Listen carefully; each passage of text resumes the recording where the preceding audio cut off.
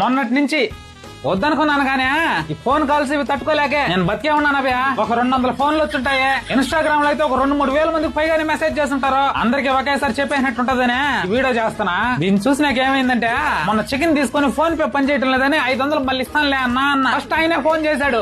సురేష అదేలే ఇన్స్టాగ్రామ్ లో ఫోటో చూశాను, 500 పోయిందని భయపడ్డానులే, ఉన్నావు కదా అదేలే 500 కొడతామని అన్నాడు. ఇంకెందుకని అర్జెంట్ గా 500 కొట్టేసిన. మొన్న ఒక సినిమా చేసిన, సినిమా అంతా అయిపోయింది, క్లైమాక్స్ షూట్ మాత్రం బ్యాలెన్స్ ఉంది. ఆ డైరెక్షన్ టీం వాళ్ళు ఫోన్ చేశారు, అదేలే సురేష క్లైమాక్స్ ఇంకా మనకు షూట్ ఉందా, అదేలే ఫోటో చూసాంలే, ఉన్నావు కదా స్కిట్ అన్నారు. టైం బాగాలేక ఒక ఆయన దగ్గర చీటీ వేసి ముందే పాడేసి ఆయన ఫోన్ చేశాడు, అదేలే అభయ ఇంకా 3 చీటీలు బ్యాలెన్స్ ఉందిగా, ఫోటో చూశాను, అదేలే టెన్షన్ పడ్డా అన్నాడు.